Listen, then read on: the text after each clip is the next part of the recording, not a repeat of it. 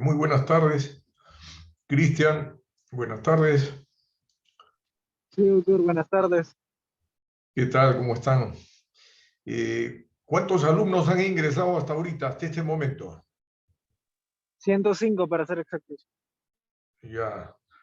Tú me dirás, como eres el delegado, ¿ya podré empezar? Sí, doctor, sí. Ya, correcto. Muy bien.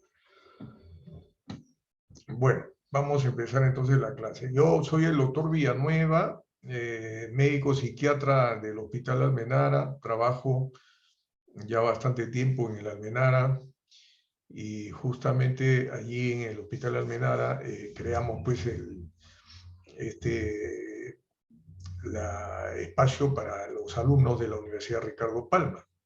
Entonces, a la fecha ya estamos bastante consolidados, ¿no? Desarrollando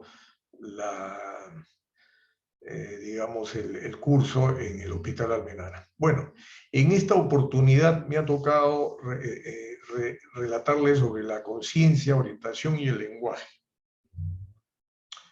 A ver.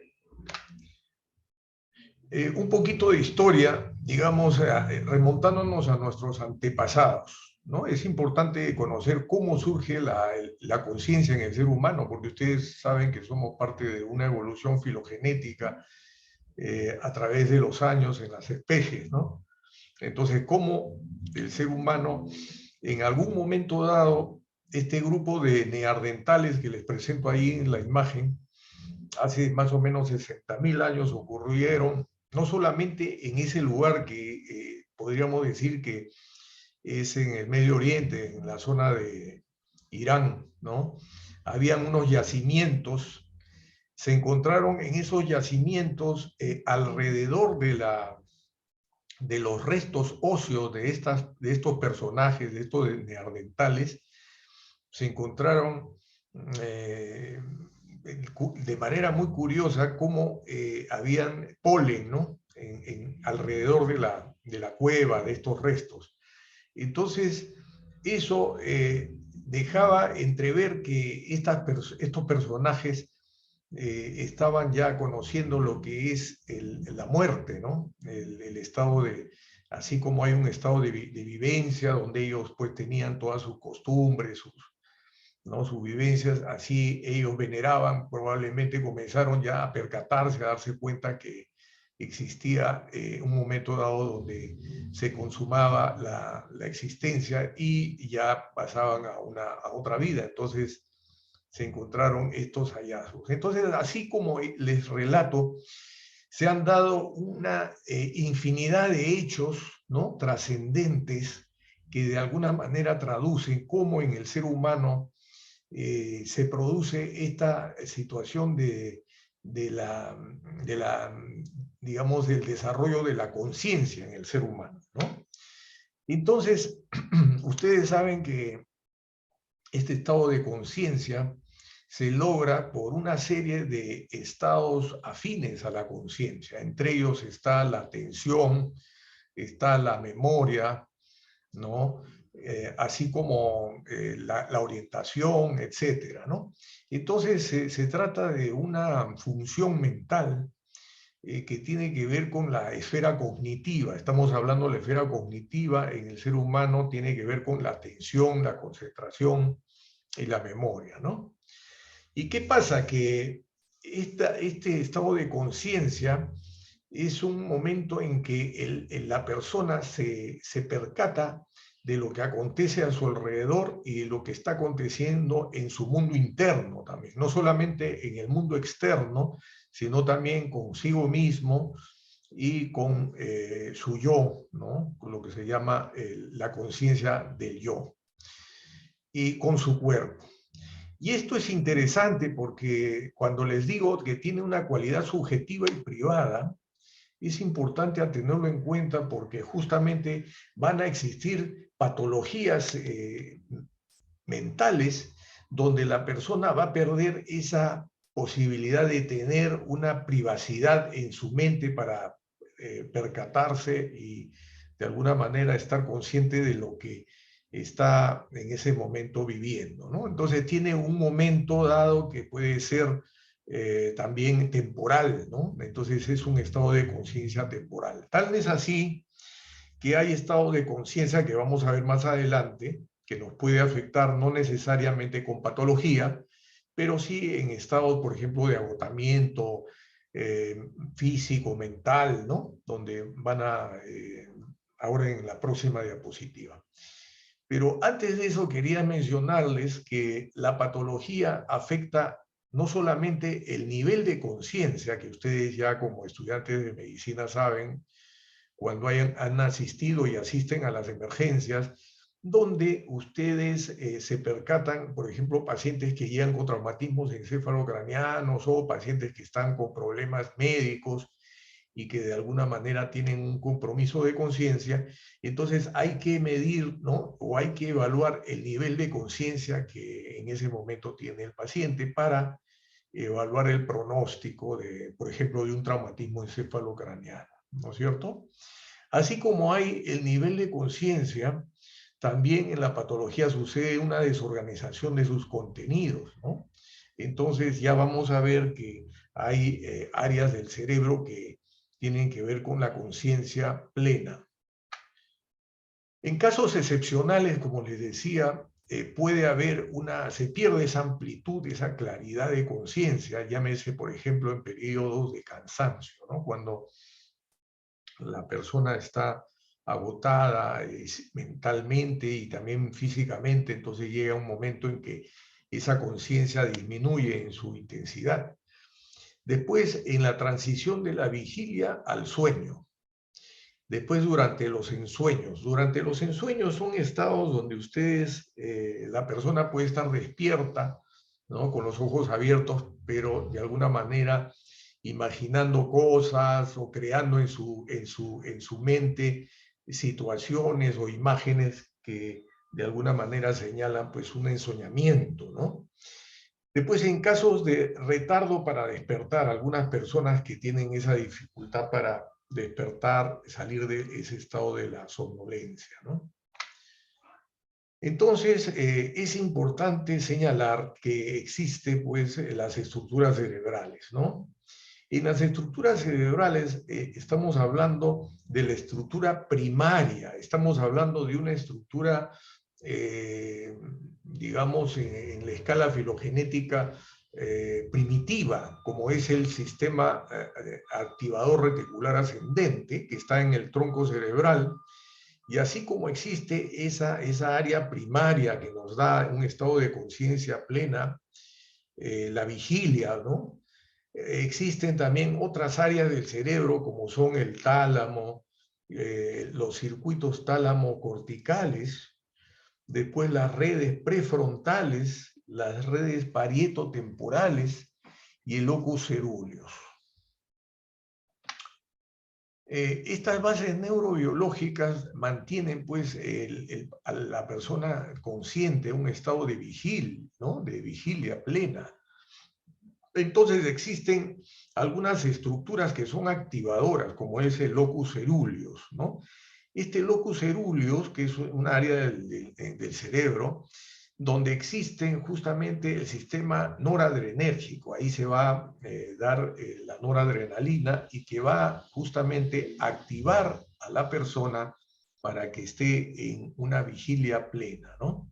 Así como existe esta área activadora, también se van a dar estructuras inhibitorias, como pueden ser los núcleos del RAFE, con el sistema serotoninérgico, el 5-HT. Después, esto es importante que ustedes tengan en cuenta. Ya ustedes conocen más o menos estas estructuras en el cerebro, ¿no es cierto? Cuando han hecho anatomía, neuroanatomía, ustedes saben que ahí el tronco cerebral, ahí está el sistema activador reticular ascendente. Cuando esta zona se daña, cuando esta zona se compromete, ya sea en su vascularidad o ya sea por un traumatismo encefalocraniano o ya sea cualquier etiología, ¿no? Tipo stroke, entonces la conciencia se va a producir de manera global. ¿Qué quiere decir? Que el sujeto va a perder pues, el estado de conciencia global, ¿no? No hay forma de que el paciente esté alerta. Sin embargo, hay otra característica. Cuando no sucede esta alteración a nivel de esta área primaria, como les digo, que es el sistema activador reticular ascendente, sino en la corteza superior. Estamos hablando de circuitos cerebrales en extensas zonas de la corteza. Entonces pueden haber algunas alteraciones anormales neuropsiquiátricas que ustedes van a ver más adelante cuando les explique cómo se dan en diferentes áreas del cerebro y puede pues originar diferentes cuadros clínicos neurológicos y psiquiátricos. ¿Se escucha? Quisiera saber si me están escuchando, señores alumnos, señoritas alumnas. Sí se escucha, doctor. Ya, por favor, ustedes tienen la palabra. Si alguien quiere preguntarme algo, me interrumpen nada más. Bueno, acá estamos ya en los estados deficitarios de la conciencia, ¿ya? Entonces, esto es importante que ustedes lo recuerden, nada más lo recuerden porque sí lo saben, lo conocen.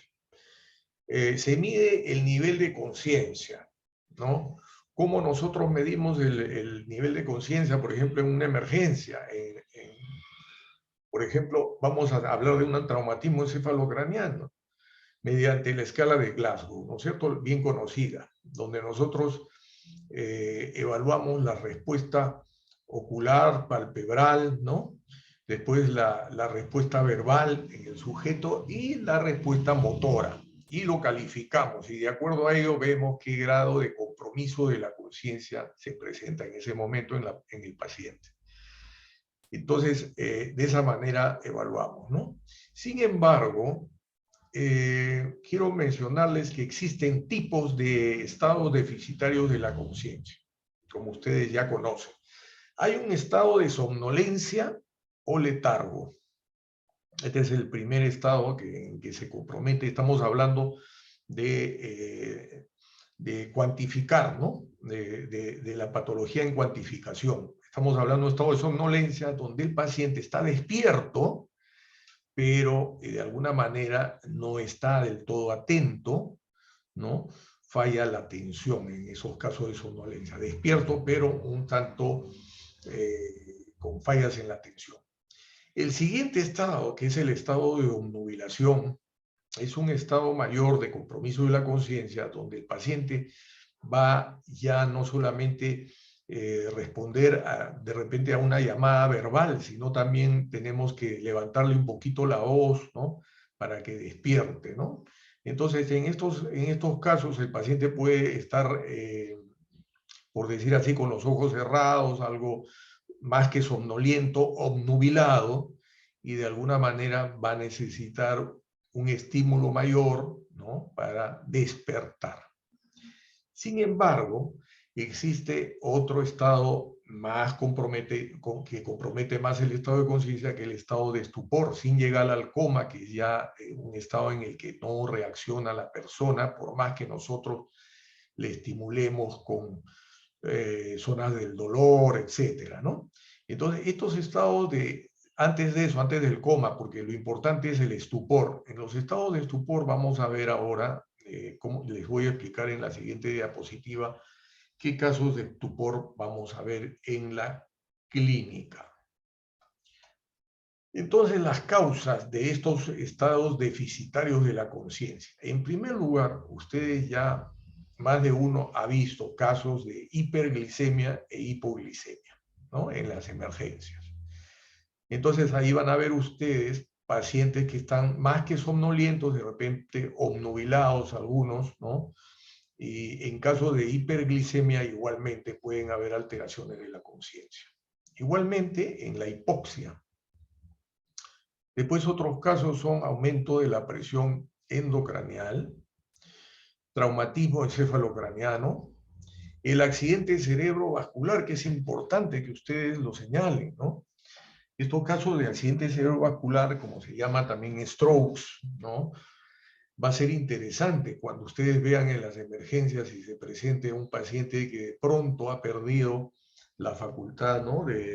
de caminar o de pronto ya no siente parte de su cuerpo, cosas por el estilo, donde ustedes van a tener que hacerle un examen neurológico al paciente, ¿no? Para descartar que se trate pues, efectivamente de un problema vascular cerebral. Más aún si el paciente tiene antecedentes de hipertensión arterial y de una serie de factores de riesgo vascular cerebral, ¿no es cierto? Igualmente vamos a encontrar en casos de tumores cerebrales. Después en infecciones cerebrales y en la meninges también vamos a encontrar ese tipo de problemas en la conciencia. Lesiones cerebrales tóxicas en las crisis epilépticas. Y lo dejo al final, el estupor psiquiátrico. ¿Por qué? Porque justamente les he traído esas imágenes donde ustedes pueden ver en la primera, en la parte superior, es una joven donde aparentemente pues está ella con los ojos abiertos, ¿no? Despierta aparentemente, pero la literatura, cuando yo recojo esta imagen, habla de un estado de estupor histérico, ¿no? Se habla de estupor disociativo. ¿Qué quiere decir? Que la histeria tiene dos síndromes, el síndrome disociativo y el síndrome compersivo. En este caso es una paciente que de pronto se disocia. En los cuadros de disociación, acuérdense bien, puede haber problemas de la conciencia, como se dice, un estrechamiento, puede haber problemas de la identidad, de pronto la persona se siente extraña, ya no es ella misma, como que hubiera un estado de despersonalización. Después puede haber compromiso de la memoria, ahí lo que se llaman las amnesias psicógenas. Igualmente pueden haber alteraciones perceptuales, ¿no? Perceptuales, como puede ser de pronto ven seres liliputienses que se acercan a ella, ¿no? O cosas por el estilo, pero pueden haber ese tipo de alteraciones. Y además de lo que les menciono, pueden haber alteraciones conductuales, ¿no? Y alteraciones del tipo afectivas, ¿no? Ya sea con cuadros depresivos, ansiosos, etc. Lo cierto que en el estupor psiquiátrico vamos a encontrar tanto este tipo de trastornos disociativos histéricos, o en el de abajo, que le pongo ahí una imagen, es un paciente con un estupor catatónico que se ve en la esquizofrenia catatónica que lleva su nombre, ¿ya? Son estados donde la persona adopta posturas tipo estatuarias, ¿no? Y puede estar mucho rato en esas posturas, inclusive la profesional que está allí, que sale en la imagen, lo coloca en una postura bastante peculiar, ¿no? Pero quedan así en flexibilidad seria, se llama, son posturas como si fueran muñecos de cera, ¿correcto? Entonces son estos cuadros de estupor psiquiátrico, son estados donde el paciente está inmóvil, no hay reacción, no hay movimiento. Sin embargo, alguno de ustedes me dirá, ¿y puede reaccionar el paciente? Sí, puede reaccionar, puede agitarse. Este paciente que está abajo que les dije que se trata de un estupor catatónico, puede hacer un cuadro de tipo agitación psicomotriz, ¿correcto? Y el otro caso de estupor psiquiátrico que no les he encontrado en la literatura, mejor dicho, una imagen, es el estupor que se ve en las depresiones, en la melancolía. Estamos hablando de depresiones endógenas, ¿correcto? No de depresiones reactivas, sino depresiones endógenas, donde la persona puede adoptar también estos cuadros de estupor. ¿Ya? Seguimos entonces. ¿Tienen alguna pregunta hasta ahí? Doctor, yo tengo una pregunta.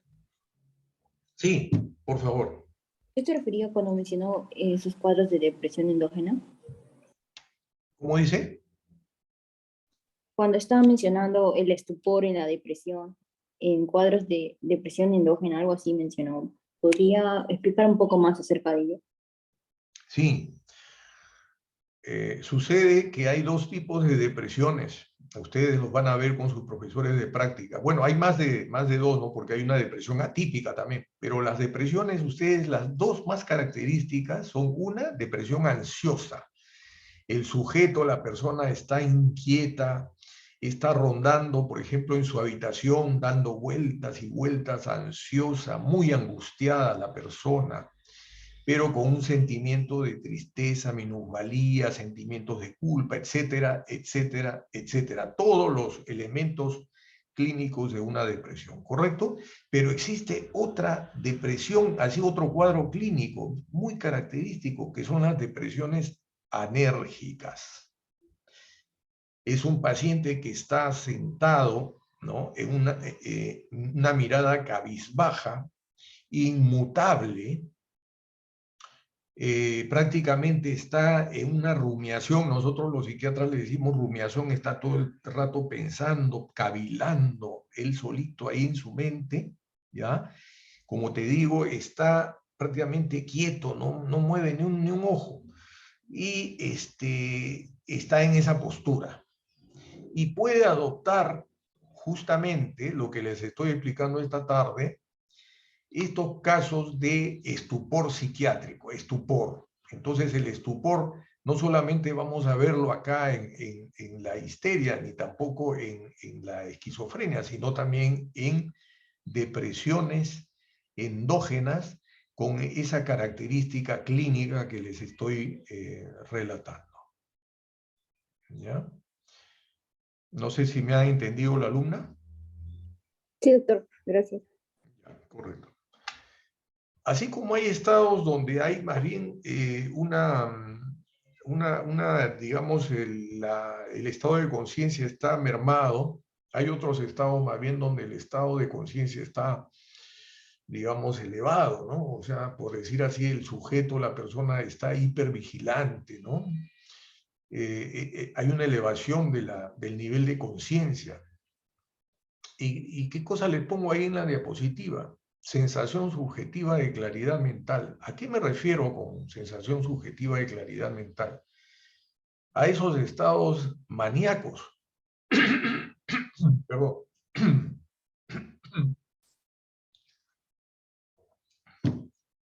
Esos episodios maníacos donde la persona está con una elevación del estado de ánimo, en un estado prácticamente de euforia, ¿no?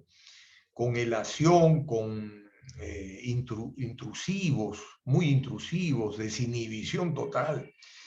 Y en ese momento esos pacientes relatan como que tienen una sensación subjetiva de claridad mental, ¿no? Entonces ellos están muy vívidos, con una elevación de la energía vital y todo eso, todo cuanto hay que mencionan los pacientes en estos cuadros maníacos.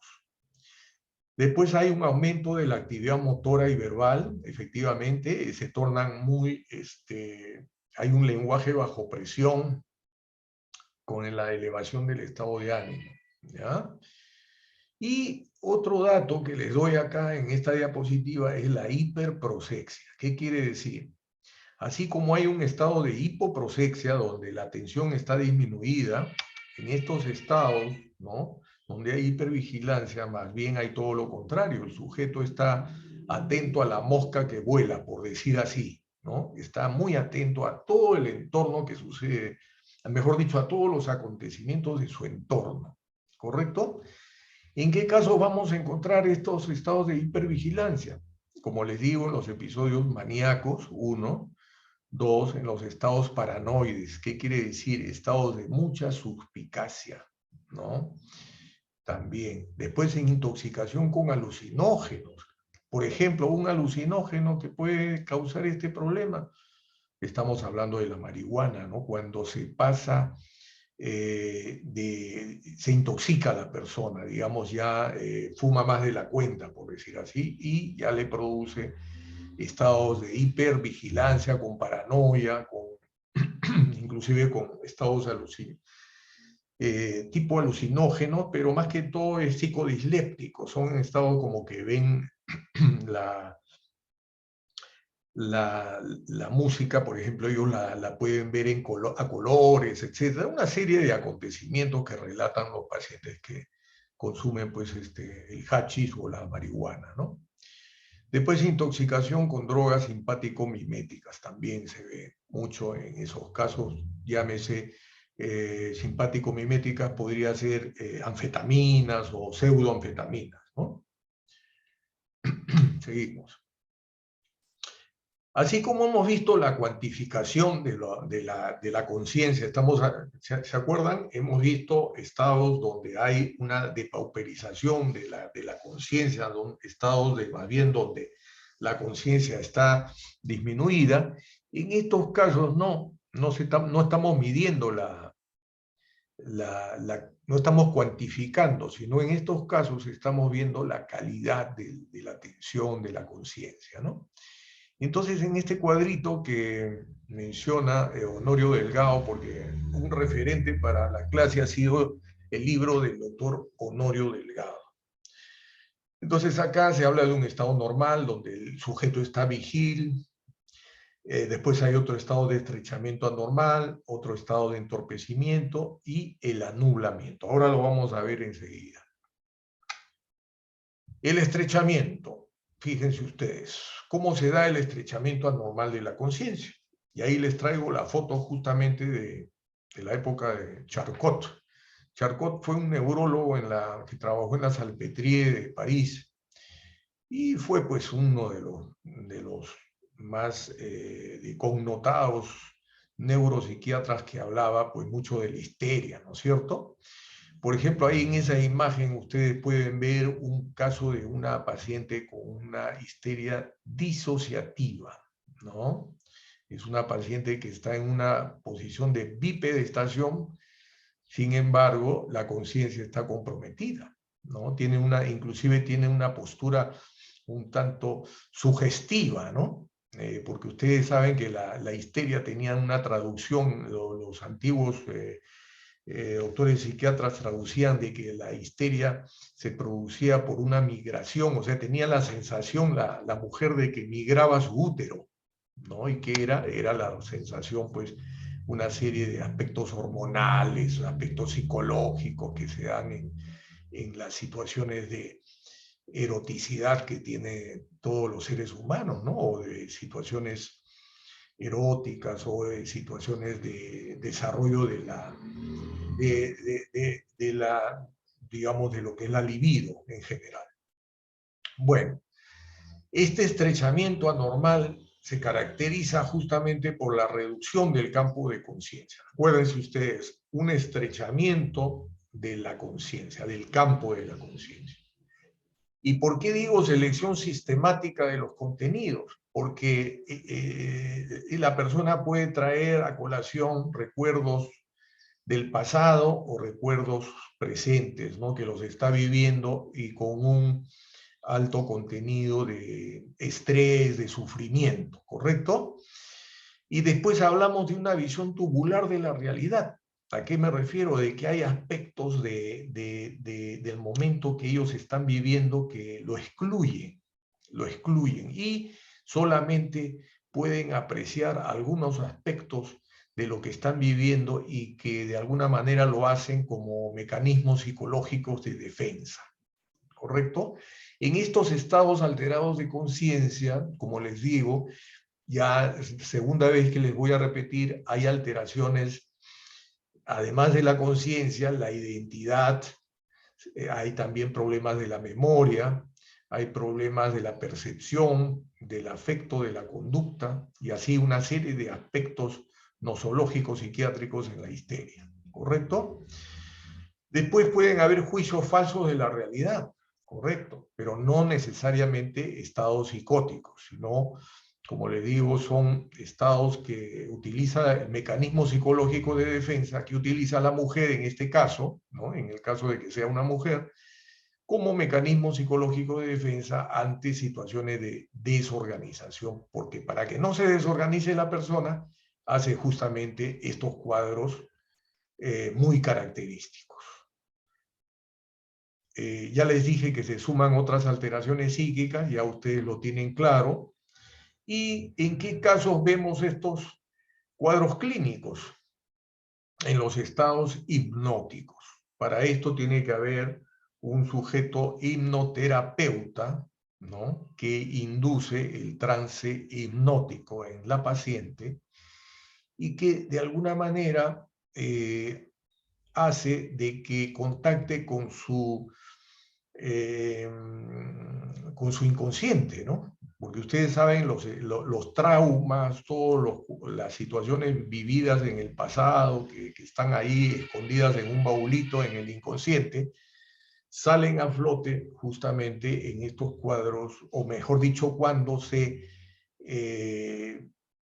hacen estos procedimientos tipo hipnotismo o, digamos, cuadros de sugestionabilidad a una hipnosis, ¿no? Después tenemos en el segundo caso la disociación histérica. ¿Me siguen? En los casos estamos disociación histérica. Como les dije, hay la conversión, que son otros cuadros clínicos que se llaman somatizaciones, ya vamos a ver más adelante con sus profesores de teoría y de práctica. Sin embargo, en este momento estamos hablando de la disociación histérica. Y también hablamos de personalidades múltiples. Como les dije, la identidad puede alterarse. Y en estos casos, la persona puede adoptar otras personalidades, ¿no?, otros personajes, inclusive con nombres, ¿no? Hay, por ejemplo, mujeres que en el día han tenido un nombre y en estados disociativos de pronto se disocian y en la noche tienen otro nombre y otro modus operandi diferente al que tienen en el día. Entonces, fíjense ustedes cómo puede una persona que ha tenido, sobre todo, traumas a temprana edad, puede tener estos cuadros clínicos de personalidad doble o múltiples o estados disociativos, ¿correcto? Después podemos ver en un ser humano, no necesariamente que tenga histeria, ¿no?, sino en una conmoción emocional severa, ¿no?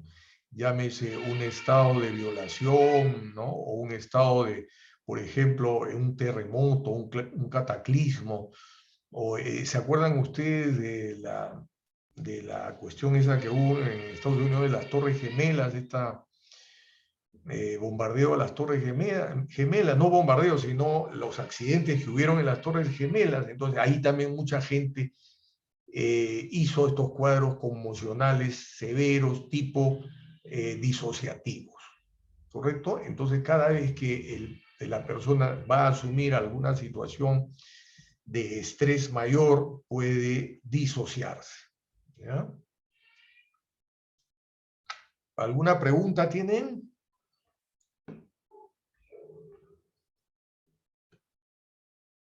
¿Está claro? ¿Sí?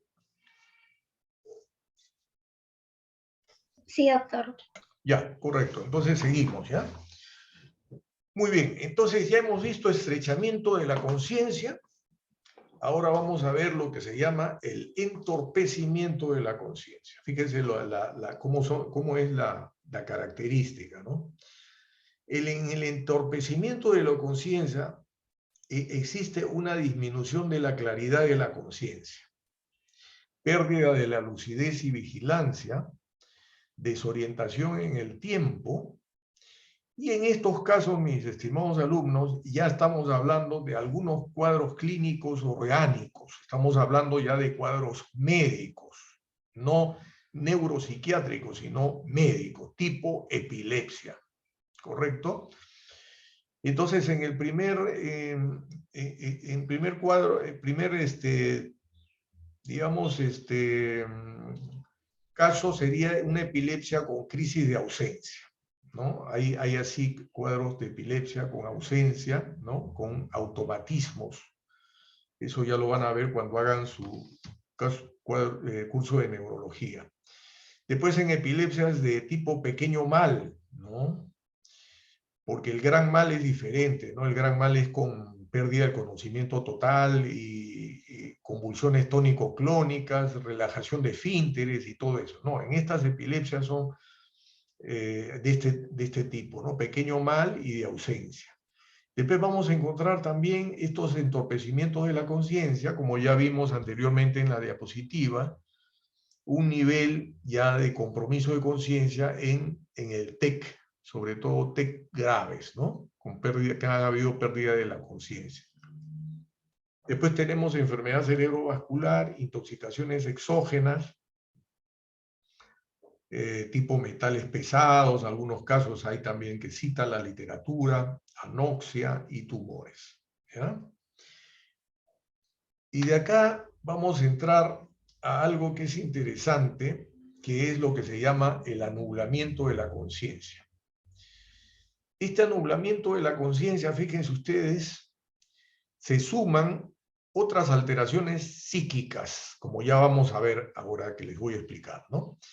Entonces, ¿de qué se trata este anublamiento de la conciencia? De una perturbación de la conciencia en grado variable.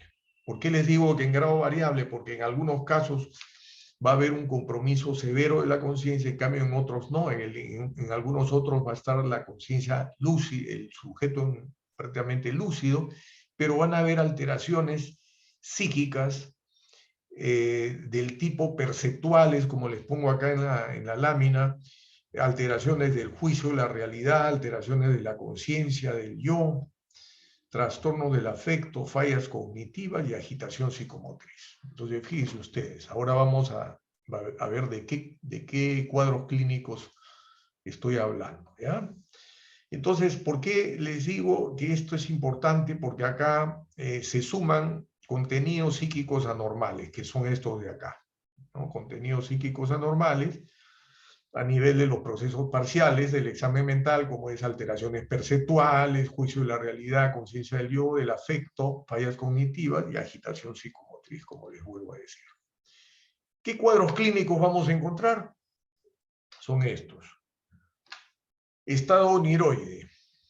El estado oniroide, como lo dice su nombre, oniroide viene de sueño, donde hay un leve compromiso de la conciencia, semejante al estado de vigilia al sueño, ¿no? Cuando va un sujeto del estado de vigilia al sueño, vinculado a la ensoñación, que ya lo hemos mencionado antes, predominan las fantasías e ilusiones. ¿En qué casos vamos a encontrar? Fíjense ustedes, estimados alumnos, estados febriles. Ustedes ya habrán visto alguna vez casos de infecciones graves, ¿no? Donde sube la temperatura más de 38,5, el sujeto puede comprometer su conciencia, ¿no? Entonces, esos estados febriles se acompañan de estados oniroides. En intoxicaciones medicamentosas igualmente, pueden haber, por ejemplo, llámese un antihistamínico del tipo clorofeniramina o otro caso de una benzodiazepina o un ansiolítico benzodiazepínico o no benzodiazepínico también. En consumidores de psicodislépticos, estamos hablando fundamentalmente de la marihuana. Epilepsia psicomotora, también puede haber en estos casos estados oniroides. Y al inicio de la esquizofrenia. ¿Por qué les digo al inicio de la esquizofrenia? Porque cuando sucede el pródromo de la enfermedad, se caracteriza la esquizofrenia justamente por una alteración de la conducta, el sujeto se aísla, puede tener algunas preocupaciones fantasiosas, de pronto entra en unos estados de quietud o de pasividad patológica, ¿no? O de perplejidad anormal. Entonces, en esos momentos de perplejidad o de anormalidad de la atención, allí pueden haber estos estados oniroides en los pacientes que debutan con la esquizofrenia, ¿correcto? Pasamos a la embriaguez. Otro estado con estas características es justamente, ¿por qué? Porque hay un mínimo entorpecimiento. Hay un mínimo entorpecimiento en estos casos. Estamos hablando de entorpecimiento de la conciencia, ¿no es cierto? ¿En qué casos, como su nombre lo dice, embriaguez puede ser con el mismo alcohol, ¿no? Ya ustedes fíjense, recuerden cuando han visto a una persona en estado de embriaguez, ¿no?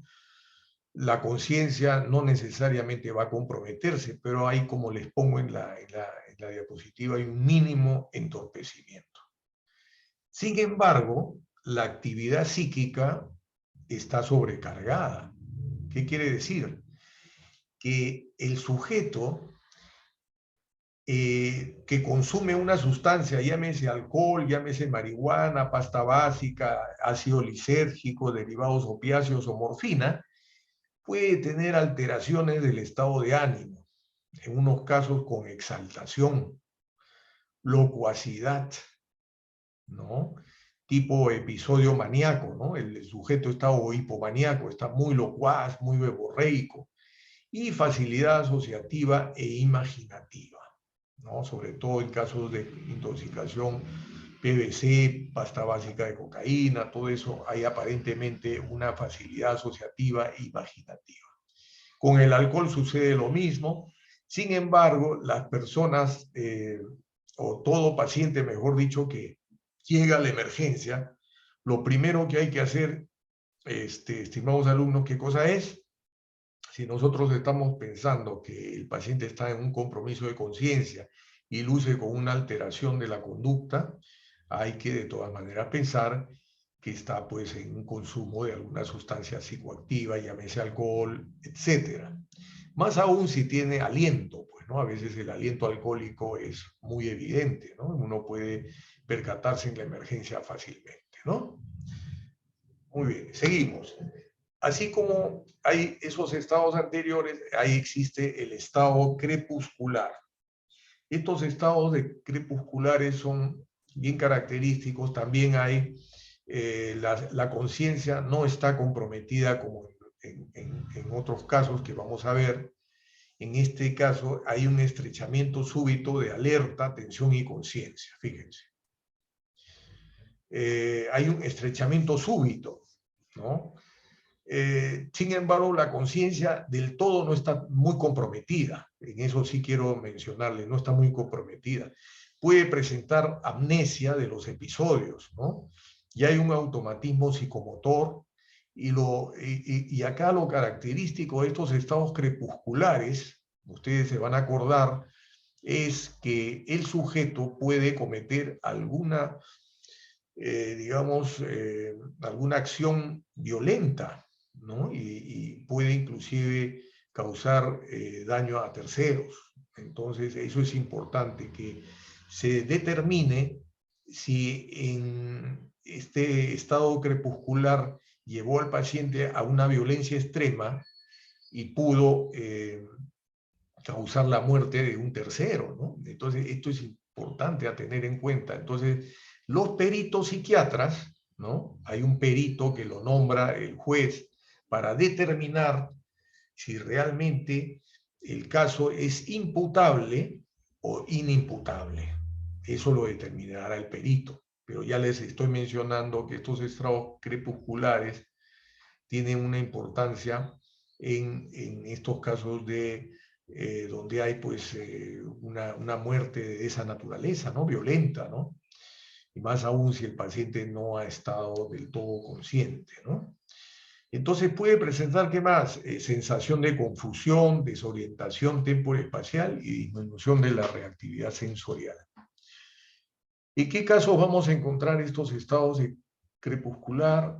En la epilepsia psicomotora y en los trastornos disociativos, ¿ya? Entonces es importante que ustedes me dirán por ahí, alguno de ustedes dirá, doctor, pero un trastorno disociativo que usted nos ha enseñado las láminas anteriores, puede estar violento en algún momento. Pueden haber, señores alumnos, pueden haber estados de epilepsia que se imbrica con cuadros histéricos, ¿no? Yo he tenido muchos casos donde se ha determinado si la paciente tiene un problema de histeria propiamente dicho o que tiene realmente una epilepsia psicomotora. Entonces la disquisición diagnóstica hay que hacerla de todas maneras, ¿no? Para determinar si realmente la paciente hace estos casos de automatismos o ausencias, crisis de ausencias, que se le llama también a los estados de epilepsia psicomotoras. Delirio es otro caso donde va a haber estos casos muy característicos, ¿no? Entonces, en estos casos de delirio, hay un intenso anublamiento con fallas en la atención. Acá sí estamos hablando de un compromiso del sensorio, ¿sí? Yo les voy a recordar un caso, por ejemplo, el delirium tremens. El delirium tremens es un delirio que se presenta en pacientes consumidores de alcohol, que tienen una historia de consumo de alcohol patológico de larga data.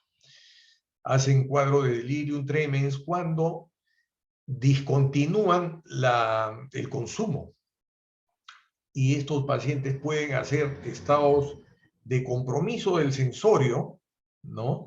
Franca agitación psicomotriz, con compromiso del sistema nervioso autónomo, gran sudoración profusa, taquicardia, hipertensión arterial. Es muy severo el cuadro de delirium tremens. Y así como hay cuadro de delirium tremens, también se habla de delirio propiamente dicho, que puede verse en cuadros médicos. Cuando ustedes ya estén ejerciendo como internos, ¿no? En algunas sedes docentes van a ver que hay casos donde les van a llamar de urgencia para ver un paciente que está en un cuadro de delirio, ¿no? Entonces, en esos momentos, ¿qué cosa hay? Fíjense lo que les pongo acá en la diapositiva. Hay desorientación, acuérdense de eso. El paciente de pronto ya no está, pierde la atención. Eso es bien característico de los cuadros de delirio. Pensamiento incoherente, trastornos perceptuales. Por lo general, ¿qué cosa hay en un delirio? Hay alteraciones perceptuales visuales, o sea, alucinaciones visuales, o también ilusiones ópticas. Inquietud psicomotora. Igualmente, el paciente se agita, ¿no? Le llama, la enfermera va a llamarlo a uno de ustedes, cuando ustedes estén haciendo el internado, y le va a decir, doctorita, doctorcito, véngase inmediatamente, porque la paciente que usted pasó visita en la mañana, que estaba aparentemente tranquila, ahora se ha agitado, está hablando incoherencias, desorientada. Entonces ustedes van a decir, ¿qué pasó? Y justamente son cuadros de delirio que muchas veces se debe a problemas médicos, ¿ya? Problemas médicos que hay que corregir para que se revierta este cuadro psiquiátrico y vuelva a la normalidad la persona, ¿correcto? ¿Por qué les pongo empeoramiento vespertino del estado mental? Porque sucede algo muy característico. Por la tarde ustedes saben que se oscurece el ambiente, ¿no es cierto? Cuando uno no lo ilumina, un ambiente puede pasar como en la oscuridad, puede pasar algo diferente a como lo veía en el día la persona. Entonces puede él tener ilusiones ópticas cuando mira, por ejemplo, una silla, piensa que es un sujeto, una persona o cosas por el estilo, ¿correcto? Entonces, por eso es que se agitan y están muy, muy inquietas las personas cuando hacen cuadros de delirio. Amnesia total o parcial, ese es otro tipo. Y ya les hablé del delirium tremens.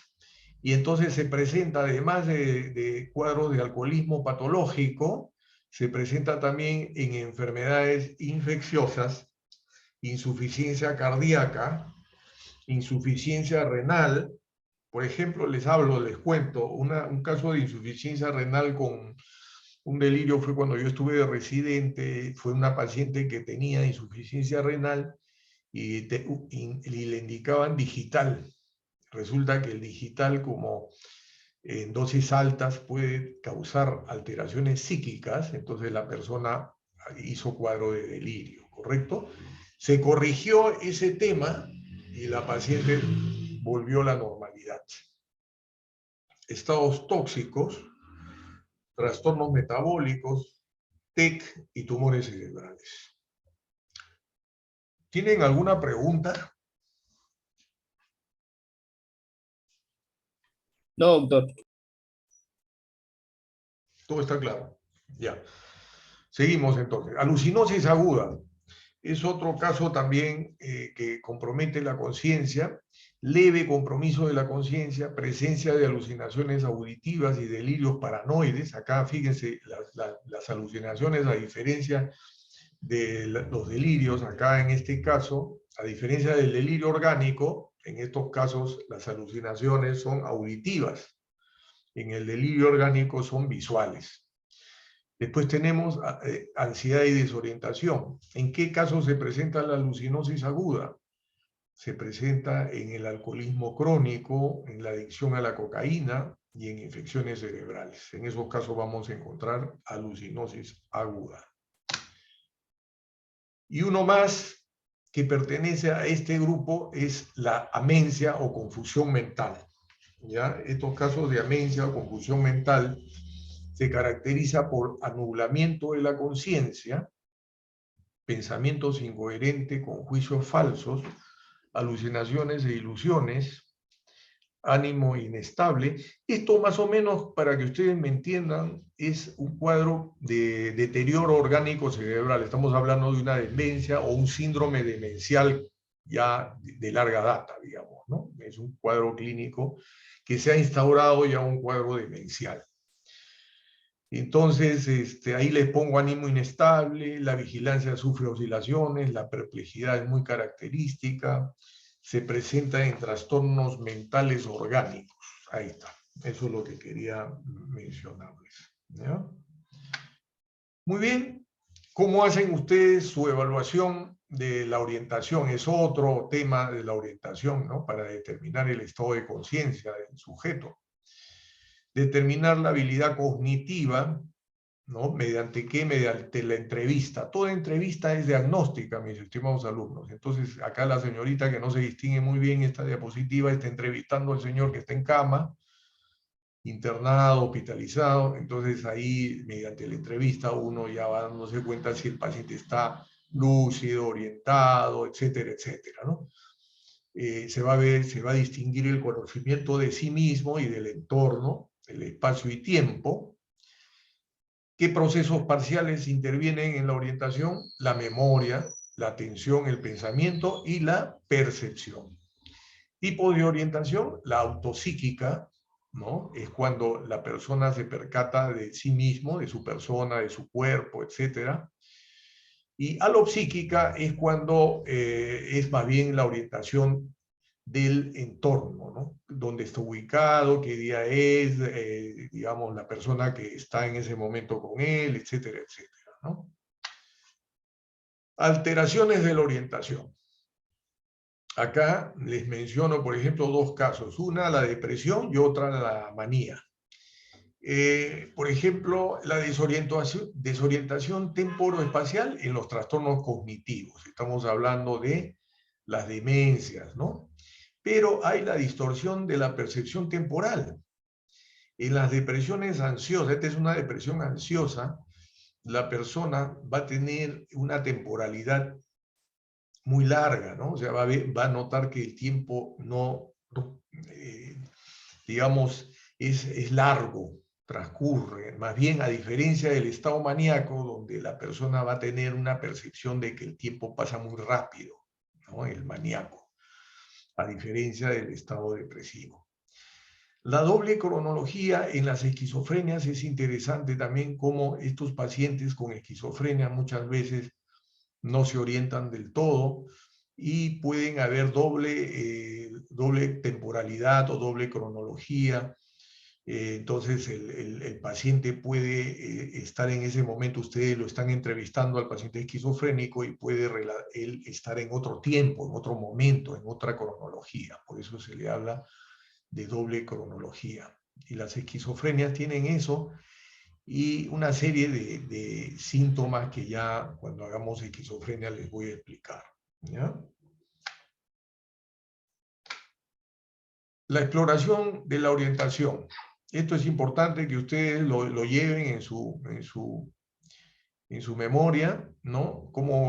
¿Qué preguntas vamos a hacerle a nuestro paciente? En primer lugar, el nombre, me dice por favor su nombre, qué edad tiene, en qué trabaja usted, o si trabaja o no trabaja actualmente, con quién vive en casa.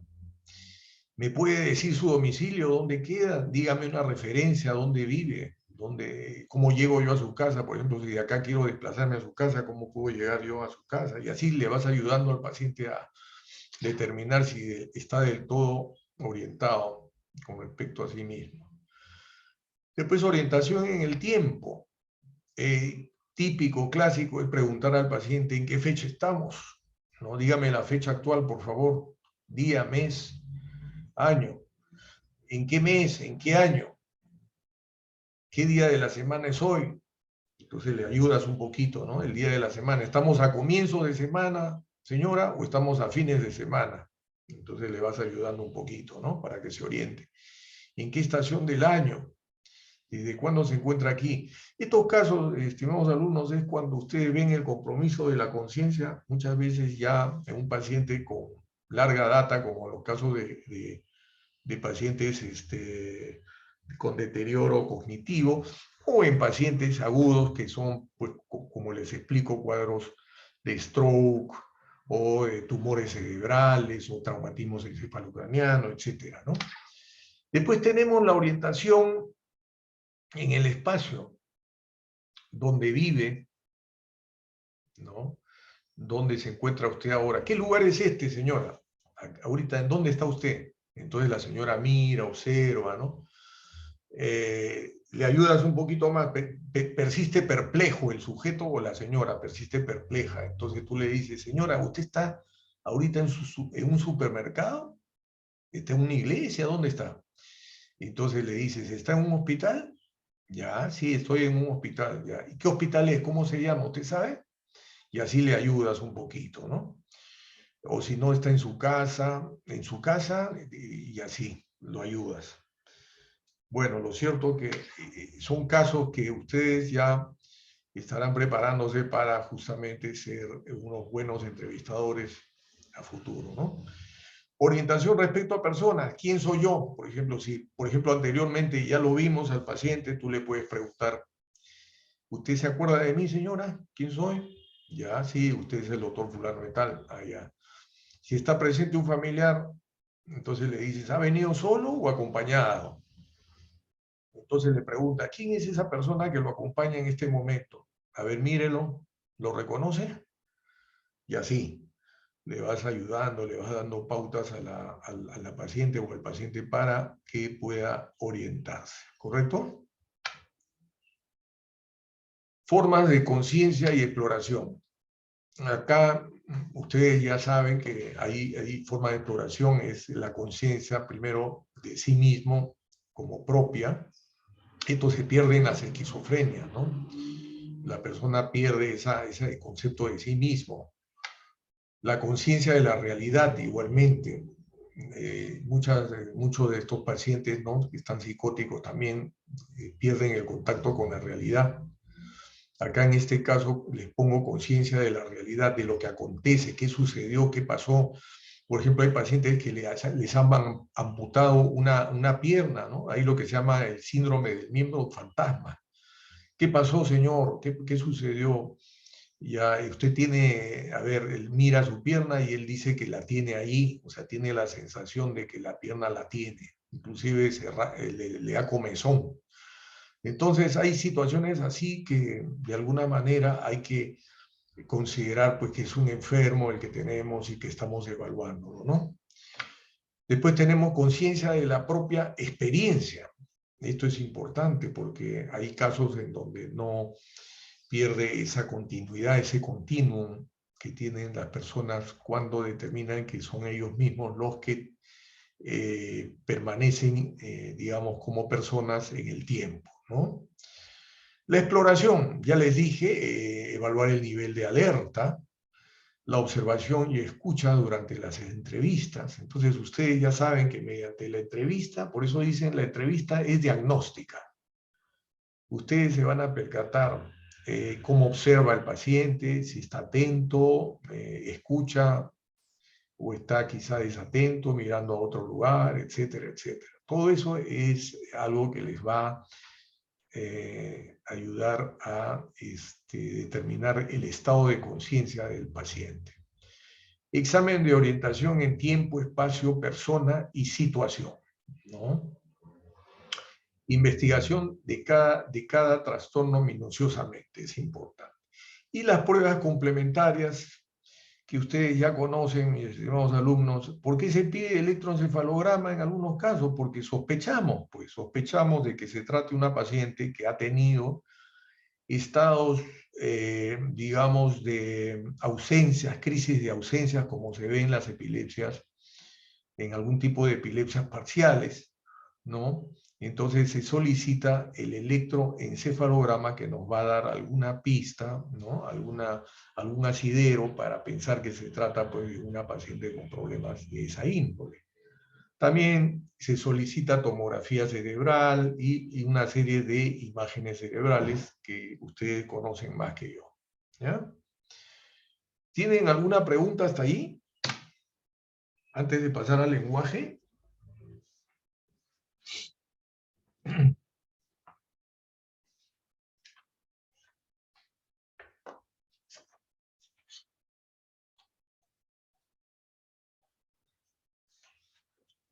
¿Alguna pregunta? No, doctor. Ya. Bueno, pasamos a lo que es lenguaje, entonces. El lenguaje es una función mental también, podríamos decir, de alta complejidad, igual que la conciencia, ¿no? Interviene en procesos parciales del estado mental en el lenguaje. ¿Cuál de ellas está muy cercano al lenguaje? El pensamiento, pues, ¿no es cierto? Después la memoria también, así es. Entonces, ¿cómo la definimos? ¿Cómo definimos el lenguaje? Es la expresión de ideas o pensamientos a través de la palabra o de sonidos articulados o inarticulados de signos gráficos convencionales o mediante ademanes o gestos, ¿no? Se organiza y estructura a partir del pensamiento.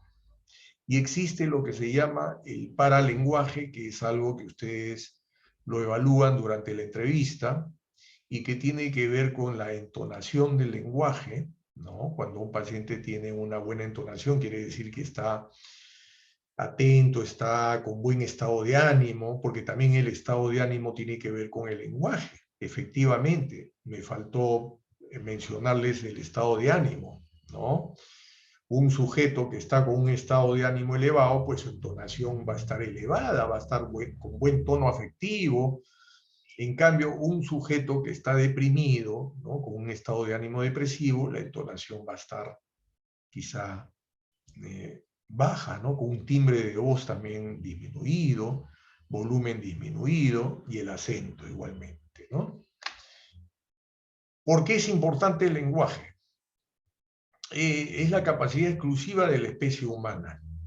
Es otro, en la evolución de las especies, justamente es algo que también lo hemos desarrollado y que ya ustedes conocen dónde está en el hemisferio izquierdo el área de Broca, ¿no?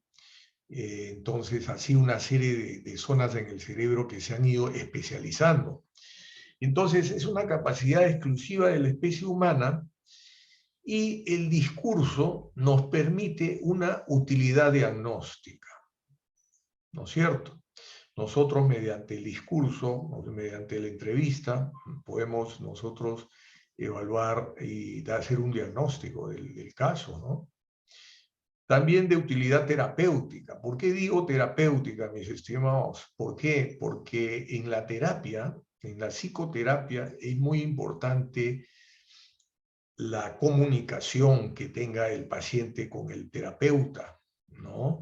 Es importante que el paciente, o mejor dicho, el médico, el entrevistador o el terapeuta, ayude a la expresión de sus sentimientos y la expresión de sus ideas. Entonces, qué importante es eso en una entrevista diagnóstica y terapéutica. Sin embargo, existe la comunicación verbal y la no verbal, como ustedes saben. Muchas veces la comunicación no verbal nos va a sugerir mucho más, ¿no? Nos va a dar mucho más luces para conocer qué está pasando con el paciente, ¿no? Cuando utiliza la comunicación no verbal, ¿no? Por ejemplo, si un paciente está mutista, callado, ¿no? Sin embargo, hace gestos de alguna manera, levanta las cejas o hace con los hombros también algún tipo de señalamiento, como diciendo que no me interesa lo que usted me está preguntando o cosas así. Entonces nosotros podemos traducir que el paciente pues tiene algún tipo de problema anímico, ¿no? Entonces todo ello nos ayuda a traducir o también, mis estimados alumnos, ahora que vivimos con la mascarilla, no vemos al sujeto, no le vemos los labios, no podemos leerle los labios, como dicen, pero sí los ojos. Entonces ustedes pueden darse cuenta cuando un paciente,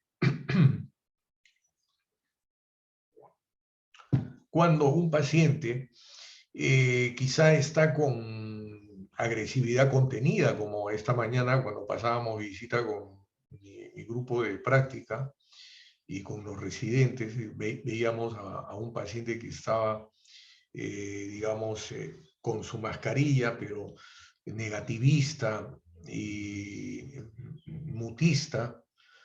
Sin embargo, los ojos denotaban agresividad y de rato en rato verbalizaba improperios o algún tipo de lenguaje coprolálico, ¿no? Entonces, todo ello nos ayuda a conocer cuál es el estado anímico o el estado psíquico de la persona, ¿no es cierto?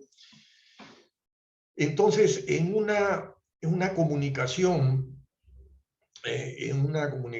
donde se utiliza un lenguaje, ¿no? Tiene que haber un emisor y un receptor. Entonces siempre hay que ponernos un momento de emisor y otro rato de receptor. No siempre vamos a estar hablando. Otro momento nos toca escuchar al paciente. ¿Se dan cuenta? Qué importante es esto, ¿no? Para podernos atender muy bien con el oído, ¿no? Y saber qué cosa es lo que nos está refiriendo el paciente, ¿ya? Una barrera para la comunicación es la idiomática, desde luego. Sin embargo, cuando se habla el mismo idioma, nos entendemos. La ubicación en el sistema nervioso central y órganos participantes. Acá está el lóbulo prefrontal y temporal, ¿no? El sistema nervioso, estamos hablando de los pares craneales, estamos hablando del trigémino, estamos hablando del facial y estamos hablando del hipogloso. Entonces, estos pares craneales son fundamentales para un lenguaje apropiado, un lenguaje adecuado. Sin embargo, existe el aparato fonador, ¿no es cierto?, que es muy, muy significativo, la laringe, por ejemplo, en estos estados donde el sujeto baja la voz, ¿no? Está en una situación de afonía, difonía, la laringe tiene que ver mucho, ¿no? Después también se menciona la tráquea, los bronquios, pulmones, igualmente el diafragma y la pared abdominal. Las áreas del lenguaje, así como les dije que existe el área de Broca en la tercera circunvolución frontal, existe también, esto está en el hemisferio izquierdo, existe el área de Wernicke. que está justamente en el lóbulo temporal y que tiene que ver más bien con la comprensión del lenguaje, ¿correcto?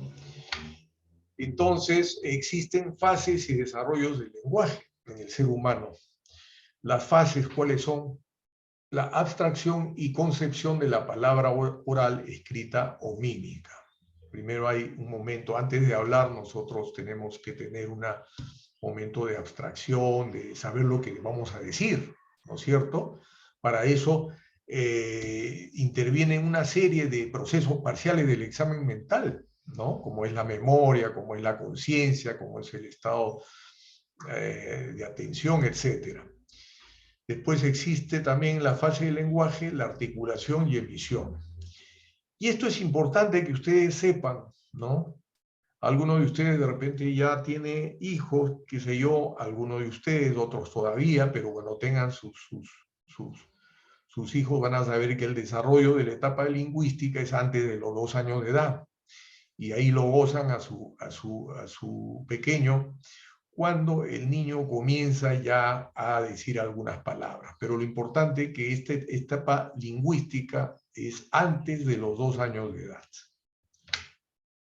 Trastornos de la fonación. A ver, vamos a ver, ¿qué trastornos viene en la fonación y articulación del lenguaje? En primer lugar, afonía y disfonía. Afonía es un estado donde prácticamente no se le escucha a la persona porque está su voz de muy baja tonalidad, ¿no? La disfonía justamente es eso, donde hay muy baja la tonalidad. En algunos casos, ¿por qué se menciona en psiquiatría esto, mis estimados alumnos? Claro que desde luego, ustedes me dirán, pero doctor, hay que descartar la organicidad. Desde luego que hay que descartar la organicidad. Porque si de pronto un sujeto, una persona está fónica y disfónica o disfónica, hay que ver si persiste esa disfonía o esa afonía, hay que evaluar qué cosa es lo que está pasando, ¿no? Puede ser cuántas cosas, hasta tumores, cuántas cosas, ¿no? Entonces, si se trata de un cuadro psiquiátrico, ¿sí? Efectivamente, en la histeria puede haber una disfonía o afonía también.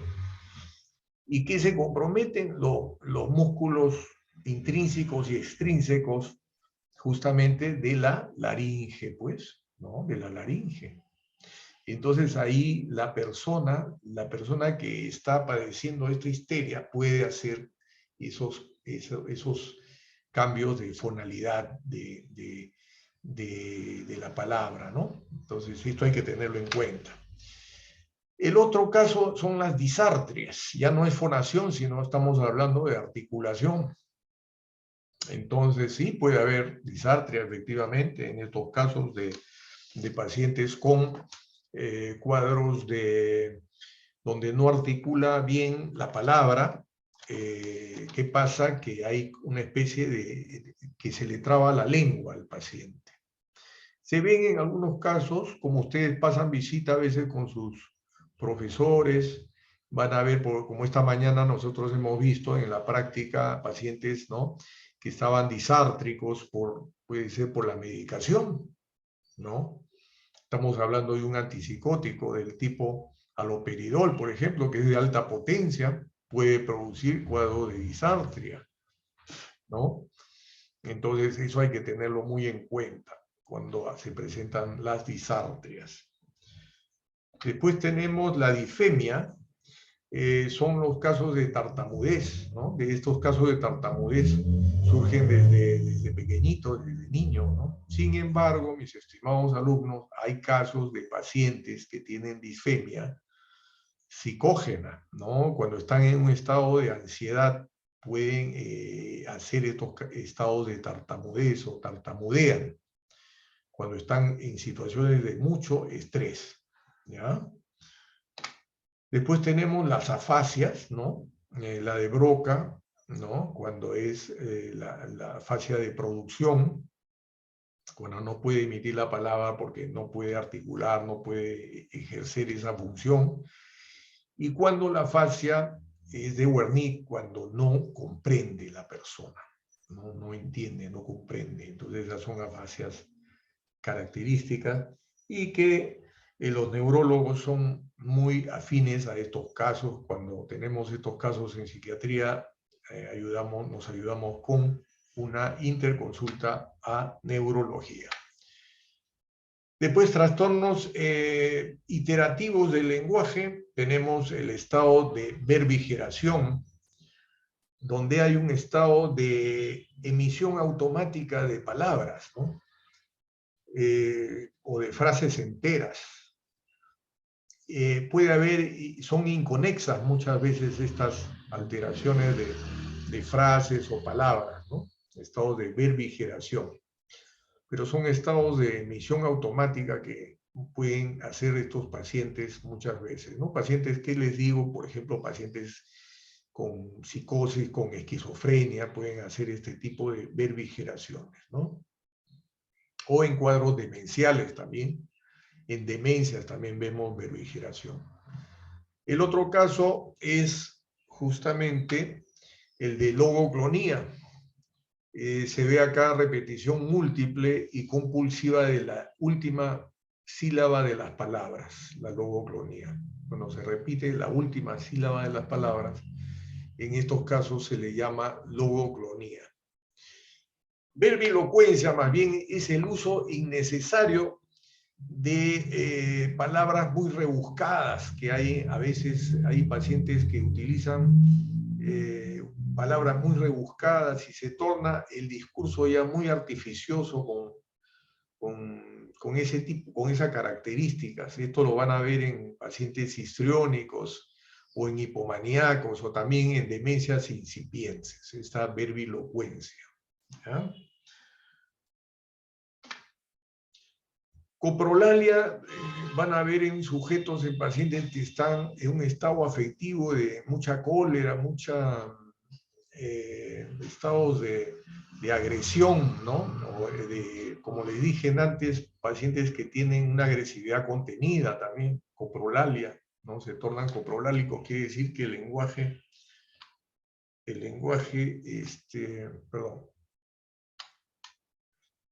lenguaje se torna vulgar, se torna soez, ¿no? Entonces ahí el paciente comienza a emitir palabras soeces, ¿no? Esa es la coprolalia. Ecolalia, cuando el paciente repite la palabra del entrevistador, se torna como un espejo, ¿no? El paciente le dice hola, el paciente repite hola, te puedes sentar, el paciente repite. Entonces hay una ecolalia. Eso se ve mucho en las esquizofrenias de tipo catatónicas, o en algunos pacientes también orgánicos cerebrales. Después tenemos alteraciones del modo y fluidez del lenguaje. Tenemos el descarrilamiento del lenguaje. En estos casos se ve pacientes que tienen un lenguaje con una propensión a la disgregación del pensamiento. Entonces, pierden la concatenación de ideas en su cabeza, entonces su lenguaje, por lo tanto, también se hace así, de esa manera, se descarrila, ¿no? Después hablamos de circunstancialidad y tangencialidad. Cuando el lenguaje circunstancial es aquel lenguaje, ustedes le preguntan algo al paciente, el paciente da una serie de detalles y detalles, se va como por las ramas, como se dice, por las ramas, y después retorna, después de un buen tiempo, retorna a la pregunta inicial. Esa es la circunstancialidad del lenguaje. La tangencialidad del lenguaje es diferente, porque ustedes le preguntan algo al paciente y el paciente pues se va y ya no regresa. Por decir así, le preguntaron ¿cómo está? ¿Vino tu papá ayer? Y comienza él a hablarles de otra cosa, ¿no? Porque a veces preguntamos a los pacientes si vino su padre a visitarlo, qué sintió, etcétera. Entonces el paciente muchas veces te da unas respuestas, o lo que se dice en esquizofrenia también, las pararespuestas, ¿no? Te dan una respuesta diferente a la que tú les has preguntado. La prolijidad es cuando el paciente te da detalle tras detalle, se pone muy detallista digamos, para el relato, ¿no? Cosas sin importancia te las va mencionando, y eso se ve en qué casos. Se ve en casos de epilepsias y también en casos de trastornos anancásticos de personalidad. Para respuestas, justamente fue lo que hace un momentito les dije, en la tangencialidad a veces hay pacientes esquizofrénicos que ustedes le preguntan algo y el paciente les da una respuesta totalmente diferente a la que le preguntaron. Por lo general son pacientes esquizofrénicos o con un deterioro orgánico cerebral. Musitación, ya alguno de ustedes ya sabe, maneja estos términos. La musitación es cuando el paciente emite una palabra, pero entre labios nada más, entre labios. A diferencia de los soliloquios que son escuchados por la persona, ¿no? Ustedes le preguntan a la mamá del paciente, señora, ¿y en casa su hijo en su habitación hablaba solo? Sí, a veces pasaba yo por su habitación, ponía el oído y estaba hablando solo. Esos son los soliloquios, ¿correcto? Muchos se ven en casos de estados psicóticos, los soliloquios. Después tenemos aumento de la latencia de respuesta. Por lo general, cuando ustedes evalúan un paciente, no necesariamente están evaluando el lenguaje, sino también algunos otros aspectos de su psiquis, de su estado mental. ¿Qué sucede en los estados de latencia-respuesta? Que el sujeto muchas veces, si se trata de un paciente esquizofrénico, el paciente está más atento no a lo que tú le has preguntado, sino más atento a las voces que escucha. Entonces la latencia muchas veces de la respuesta se hace muy larga. ¿Por qué? Porque está el paciente muy atento a sus voces, ¿no? A esto que le perturba en su cabeza, que son las alucinaciones auditivas, ¿ya? También se puede ver aumento de la latencia de respuesta en casos de retardo mental, en casos de organicidad cerebral, sí, también. Verborrea, taquifemia, taquilalia. Son términos similares, señores alumnos, señoritas alumnas. ¿Qué quiere decir? Cuando el lenguaje está muy apresurado, la persona habla, como se dice, hasta por los codos, es un decir, ¿no?, de la gente, y entonces el paciente está en un constante hablar, y así se le menciona a los estados de verborrea, taquifemia o taquilalia. ¿Se ve en qué casos? En los episodios de hipomanía o en los episodios de manía. O también en estados de intoxicación de sustancias psicoactivas. ¿Cuál, por ejemplo? Cocaína, uno de ellos, ¿ya? Y así algunas otras sustancias que sería bueno que también ustedes investiguen. Después, la bradifemia o bradilalia es todo lo contrario. Si hay una verborrea y hay taquifemia, en este caso es bradifemia o bradilalia, que es más bien el lenguaje cuando es más bien muy enlentecido, ¿no? ¿En qué casos podemos ver esto? En depresiones, pero también en cuadros orgánicos cerebrales. Estamos hablando de demencia, ¿no? También puede haber estados de bradilalia, ¿ya? O en casos también de intoxicaciones a sustancias, ¿no? De algunas sustancias también. Presión del habla. Efectivamente, vemos casos de pacientes que no paran de hablar, como que hubiera algo que les fuerza a hablar, ¿no? Todo el rato. Entonces el lenguaje se nota que el paciente está como un lenguaje bajo presión, ¿ya? Es típico también de pacientes que están en un estado de euforia, de elación, de intrusivos, muy intrusivos, en episodios maníacos, hipomaníacos, ¿ya?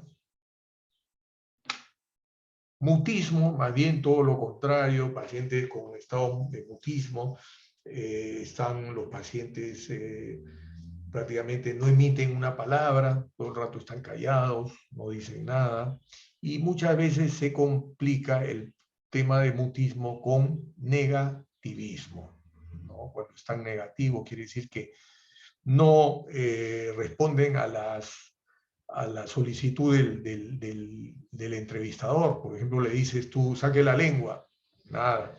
Levante la mano derecha, tampoco, nada. O sea, un mutismo, está calladito y negativista al mismo tiempo, ¿no? Eso muchas veces va de la mano, el mutismo y el negativismo. Se ve en casos de esquizofrenia, se ve también en casos de pacientes mutistas, se puede ver estados paranoides, ¿no? En personalidades paranoides también, o también se ve mutismo en histeria, también se ve mutismo, ¿correcto? Ya. Empobrecimiento del lenguaje es lo que se llama la alogia, ¿no? Como les menciona, el pensamiento con el lenguaje va a la par. Entonces, un paciente esquizofrénico que tiene síntomas negativos deficitarios, uno de ellos es la alogia, es el contenido del pensamiento, y asimismo, como hay un contenido pobre del pensamiento, hay un empobrecimiento del lenguaje igualmente. Se ve justamente en pacientes esquizofrénicos, en pacientes también con algún tipo de problemas de retardo mental, en esos casos, o organicidad cerebral. Alteraciones de la comprensibilidad del lenguaje, neologismos. Hay algunos casos de esquizofrenia que los pacientes inventan palabras, ¿no? Ellos mismos le dan una acepción muy propia a determinada palabra. Son neologismos, ¿correcto? Se ven las esquizofrenias. Incoherencias también, pacientes que están incoherentes, se ve también en la esquizofrenia, se ve también en cuadros orgánicos cerebrales del tipo demencias, ¿no? En todos ellos. Y ensalada de palabras. Se hablaba antes, la psicopatología antigua hablaba de ensalada de palabras cuando un paciente, imagínense ustedes en antaño, cuando no habían medicamentos, ¿no? Entonces, estos pacientes con esquizofrenia realmente hablaban totalmente, digamos, no tenían una concatenación de ideas cuando querían expresar algo. Hablaban una ensalada de palabras. Entonces eso justamente quedó con ese término cuando los pacientes no tienen una concatenación de ideas o no siguen una hilación de palabras, ¿correcto? Se ve en la esquizofrenia y también en algunos casos de organicidad cerebral. Alteraciones del lenguaje mímico, ahí se ve la hipermimia, más bien en los estados de elevación del estado de ánimo, ¿no? Se ve la hipermimia, a diferencia de la hipomimia, donde justamente el estado de ánimo empobrecido, donde hay un sentimiento de tristeza, un desánimo en el paciente, más bien se va a ver estado de hipomimia, prácticamente nula es la mímica en estos casos. Y la amimia, total, ustedes lo van a ver en casos de enfermedad de Parkinson. ¿Se acuerdan? En enfermedad de Parkinson van a ver pacientes amímicos, totales, ¿no? Y con esas marchas características del Parkinson y una serie de alteraciones del movimiento o movimientos anormales que tiene la enfermedad de Parkinson, ¿no es cierto? Ecomimia, así como hay ecolalia, hay ecomimia, ¿no? El paciente puede imitar los gestos de una persona o el comportamiento de una persona. Esto se ve mucho en casos de esquizofrenia o también en casos de, puede ser de trastornos mentales orgánicos, ¿ya? Alteraciones del lenguaje escrito, disgrafias, que acá sí hay que descartar que se trate de un problema del desarrollo, ¿no? Esto se ve sobre todo en los niños, hay que evaluar, ¿no? Cómo es el desarrollo de su funciones, digamos, en su desarrollo psicomotriz, ¿no? Agrafia también, ¿no? En estos casos son alteraciones muchas veces de tipo neurológicas. Dislexia igualmente cuando no puede leer la persona, tiene dificultades. Y lo primero en estos casos de disgrafia, agrafia y dislexia, hay que descartar organicidad en el niño, en el sujeto, en la persona, ¿no? Macografia, más bien, dicen los psicólogos, ¿no? Cuando una letra es muy grande de un sujeto, dicen que el estado de ánimo está elevado, ¿no? No necesariamente, no es siempre esto. Sin embargo, a veces se da, ¿no? Un estado de manía o de hipomanía, el sujeto puede tener una escritura más grande, a diferencia de estados depresivos donde más bien la escritura se torna liliputiense, muy pequeñita, ¿no? Entonces, así dicen los psicólogos, en algunos casos es real, se da, en otros casos no necesariamente. Y esta es la última lámina que quería compartir con ustedes, mis estimados alumnos, la exploración del lenguaje. Se estudia y se observa, se escucha durante el discurso del paciente, durante las entrevistas. Se describe la patología durante la entrevista. ¿Y qué cosa es lo que se evalúa? Se evalúa la fluidez del lenguaje, el contenido del lenguaje, ¿no? La entonación. Todo ello es importantísimo que ustedes estén atentos para saber la tonalidad afectiva, ¿no? El estado de ánimo que está en la persona. Después la expresión también es importante, cómo lo hace, cómo es su lenguaje y si es expresivo, ¿no? Si lo hace con mímica, si lo hace con gestos, etc. Comprensión también es importante, la comprensión del lenguaje, ¿no? Cuando ustedes le dan quizá un dibujo y el sujeto, la persona les describe, ¿no? Qué cosa es lo que ven, qué comprenden ahí en el dibujo, ¿no? Repetición de palabras o frases cuando quieren descartar disfemias, ¿no?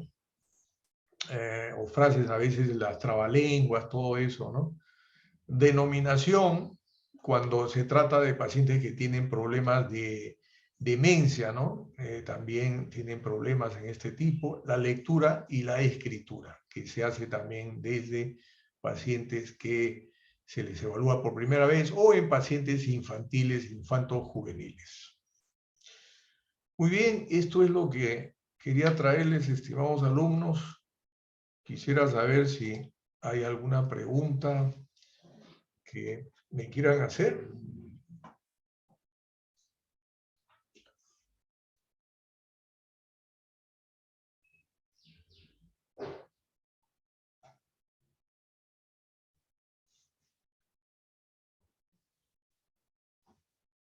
¿Tienen alguna pregunta? Creo que no. Doctor, tenía una pregunta. Sí, por favor.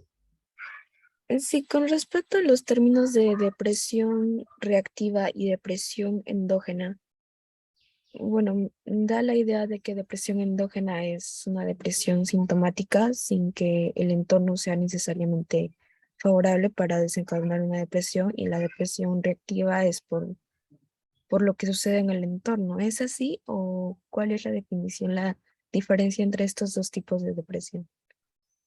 Sí, así es. Es Shirley, ¿no? Shirley Zorrilla. Sí, doctor. Ya, mira, te voy a explicar para que tú sepas, futura doctora, porque todos ustedes son futuros doctores y tienen que ser buenos médicos. Mira, ve, Shirley, ahora último se ha determinado que la depresión es una enfermedad médica, ya que tiene un correlato biológico, psicológico y social. O sea, hay factores que pueden desencadenar una depresión. Sin embargo, existen las depresiones endógenas, como tú misma lo has dicho, donde hay factores bioquímicos cerebrales que necesitan regularse para que el sujeto vuelva a la normalidad y digamos, normalice su estado anímico, ¿no? Sin embargo, Chireli, lo que más hay actualmente entre las interconsultas y lo que más veo en el hospital y en mi práctica privada son factores psicológicos, factores externos, ya sea económicos, financieros, situaciones familiares, fallecimientos. Ahora último, no tienes idea la cantidad de casos que he visto por esto de la pandemia. Muertes súbitas, situaciones así que ha creado mucha zozobra en la población. Entonces esas depresiones han sido depresiones reactivas y muchos de ellos con componente de gran estrés. Estamos hablando de un estrés postraumático. Sí. Entonces, sí tienes mucha razón cuando dices que el uno tiene que ver con los factores exógenos y el otro, que son los endógenos, justamente con la bioquímica cerebral. Entre ellos la norepinefrina o noradrenalina, la serotonina y dopamina, que son los neurotransmisores implicados. Ya, doctor, muchas gracias. ¿Alguien más?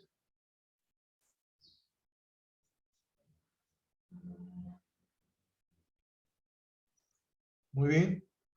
Entonces me despido, no sé si algo más tengo que hacer. Veo que se ha grabado la clase y quien lo está grabando es nuestro delegado probablemente, ¿no? No, doctor, que la sesión ya sale grabada automáticamente. Automáticamente. Muy bien, Cristian. Entonces no tengo que hacer nada más acá en la plataforma, ¿no?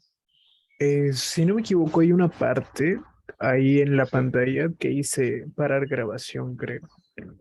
Creo. Parar la grabación. Sí.